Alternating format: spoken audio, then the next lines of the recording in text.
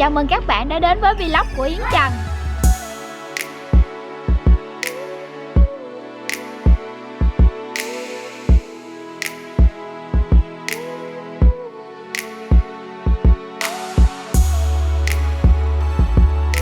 Các bạn ơi, hôm nay thì Yến tiếp tục sẽ đưa các bạn cùng Yến đi tham quan một ngôi chùa của kiến trúc Phật giáo Nam Tông Khmer. Đó chính là chùa Ratsatkong.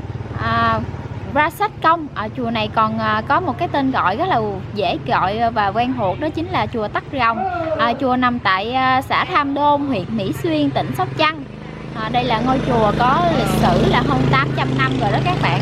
Bây giờ chúng ta cùng vào bên trong để tham quan một ngôi chùa lâu đời này nha các bạn.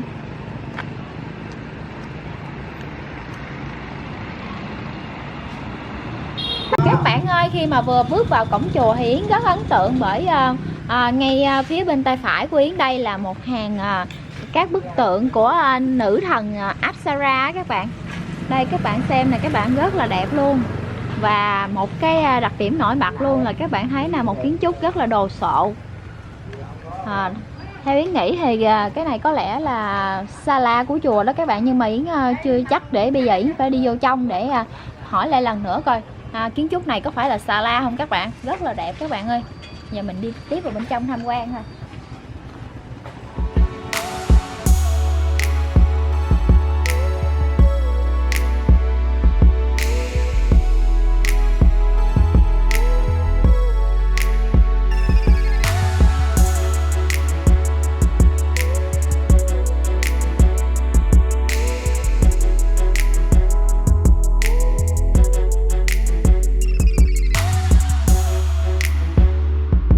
Bạn ơi, khi mà Yến đi từ cổng chùa vào á các bạn, thì Yến thấy là có rất là nhiều ngôi đền nhỏ như vậy nè các bạn, dạng kích cỡ nhỏ vừa thôi các bạn, là được thờ Phật Thích Ca các bạn. Đặc biệt Yến thấy một điểm đặc biệt là những cái ngôi đền này á, phía trên mái á các bạn, là đều mang kiến trúc thời Angkor Wat hết luôn các bạn.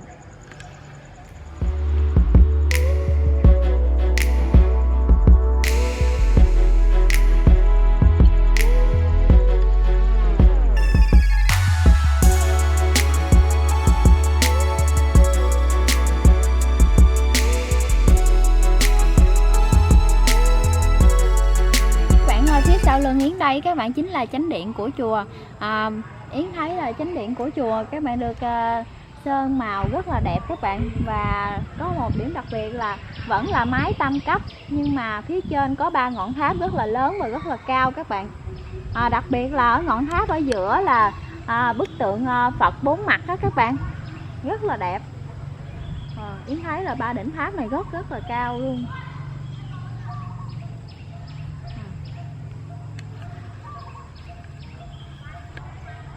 Bây giờ thì chúng ta sẽ cùng nhau vào bên trong để tham quan chánh điện của chùa nha các bạn.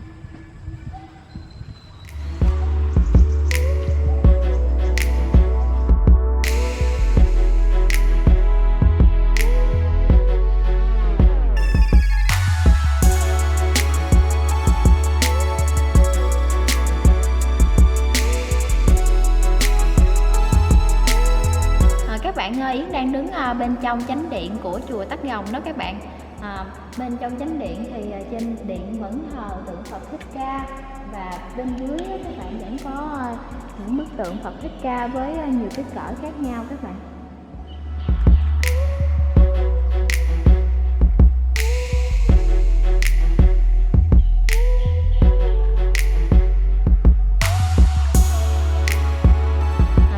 Đây chính là những chiếc cột ở bên trong chánh điện các bạn. Thì bên trên chiếc cột này nè các bạn thấy cái hoa văn rất là đẹp đúng không các bạn, và màu rất là nổi bật các bạn.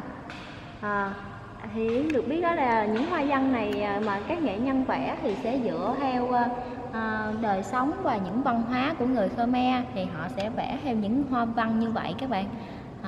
Bên trong chánh điện ngoài những bức tượng Phật, bức tượng về những bức tranh về cuộc đời của Đức Phật Thích Ca từ lúc sinh ra cho đến khi nhập niết bàn, thì còn có đây các bạn, ngoài được dán lên trên tường, được vẽ lên trên bức tường, thì các bạn xem nè, ngay cả trên cái mái các bạn vẫn có được những cái hình đó luôn các bạn, những cái tranh đó luôn các bạn.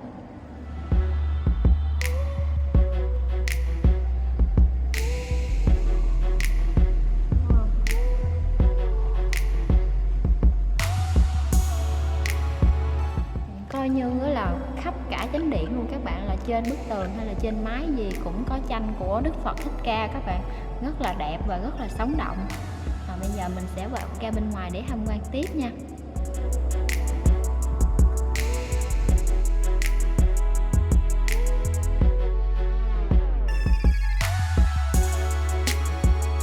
Các bạn ơi, chùa Tắc Gồng hay là chùa Ra Sách Công là ngôi chùa gắn liền, tên ngôi chùa này thì gắn liền với vị sư trụ trì đầu tiên của chùa, đó chính là Hòa Thượng Sơn Chanh. Người chính là vị hòa thượng đầu tiên làm trụ trì và người đã đặt ra một quy định về truyền thống của chùa Ra Sách Công là nếu mà một vị sư nào mà lên làm trụ trì thì bắt buộc là phải tu suốt đời để chăm lo cho các chư tăng và cũng như là bà con ở trong Phun Sóc, và để giúp cho chùa được hưng thịnh suốt đời các mãi mãi các bạn. Đây phía sau lưng Yến đây các bạn chính là ngôi mộ của Hòa Thượng Sơn Chanh, vị trụ trì đầu tiên của chùa Ra Sách Công đó các bạn.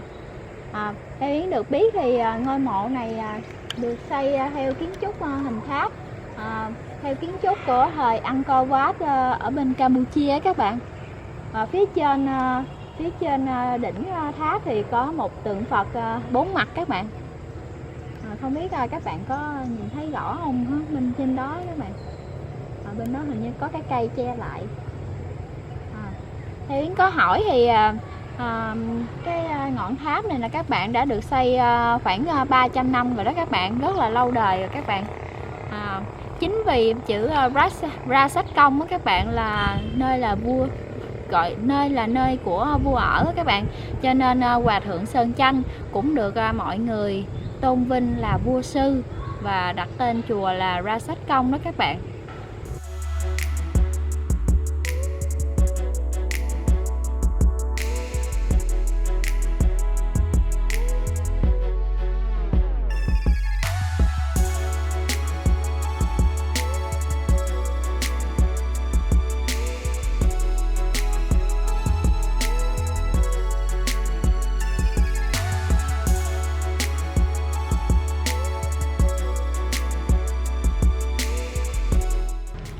Các bạn ơi, những ngôi chùa Phật giáo Nam Tông Khmer thì luôn luôn có cột cờ ngay tại bên trong khuôn viên của chùa các bạn. Và chùa Tắc Gồng cũng vậy, cũng có một cột cờ, và Yến thấy cột cờ của chùa rất là đặc biệt các bạn và rất là đẹp. Mà theo Yến được biết thì cột cờ này cũng đã có rất là lâu năm rồi đó các bạn. Đây các bạn xem nè, đẹp quá trời.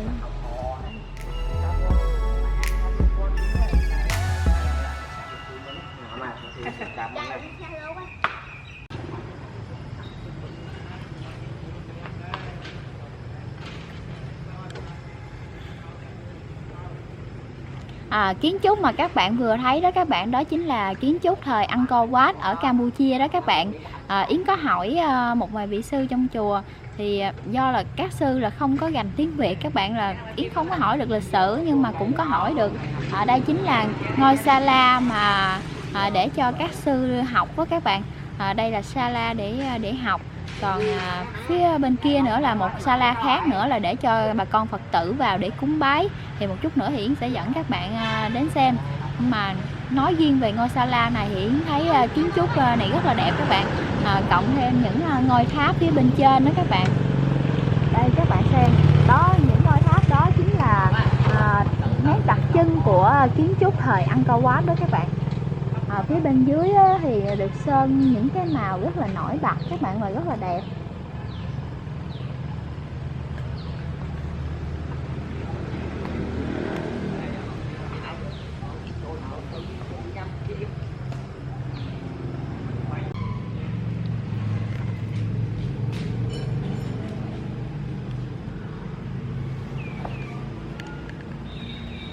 Các bạn có thấy trên chiếc cột có rất là nhiều rong rêu không các bạn?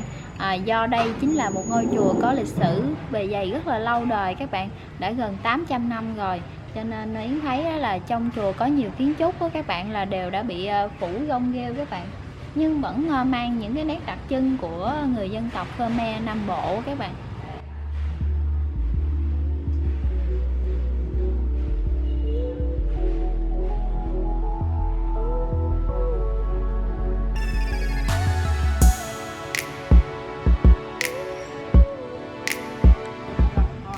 Bây giờ thì Yến sẽ đưa các bạn qua cái ngôi Sa La bên đây. Ngôi Sa La này là ngôi Sa La để cho các Phật tử đến cúng bái á các bạn. Đây bên đây.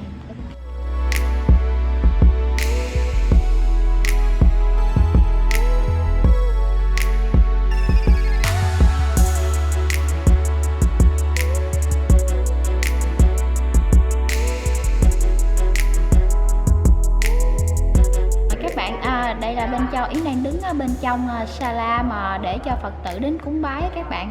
Thì phía bên trên đó các bạn là có những bức tượng của Đức Phật Thích Ca các bạn. Đây các bạn xem, có rất là nhiều bức tượng của Đức Phật Thích Ca. Và phía bên dưới đó các bạn là 3 bức tượng của 3 vị sư ở trong chùa. Được làm với được điêu khắc rất là giống với người thật đó các bạn.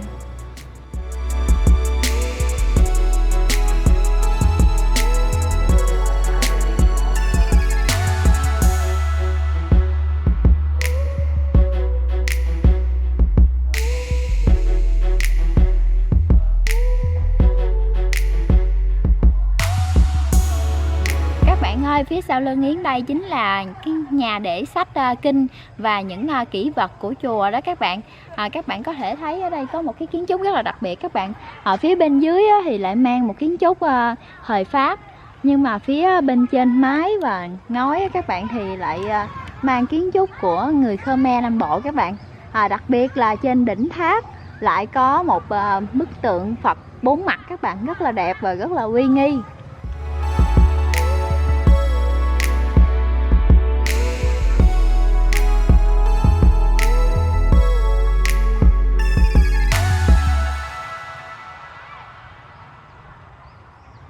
Các bạn ơi, hôm nay Yến cũng đã đưa các bạn đi tham quan một ngôi chùa rất là đẹp, chùa Ra Sách Công hay còn gọi là chùa Tắc Gồng. Một ngôi chùa rất là đẹp về kiến trúc, đặc biệt là nét kiến trúc Angkor Wat thời Angkor Wat ở Campuchia các bạn. Và bên cạnh nét đẹp về kiến trúc thì là một bề dày lịch sử rất là lâu đời, là gần 800 năm rồi đó các bạn.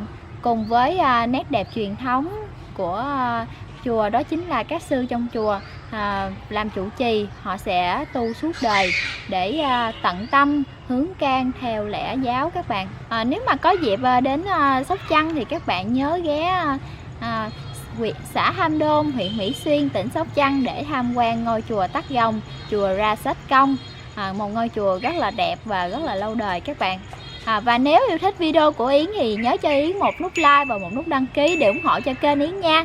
Yến sẽ up video đều đặn mỗi ngày vào khung giờ 19 giờ mỗi tối, các bạn nhớ đón xem nhé. Còn bây giờ xin cảm ơn và xin chào.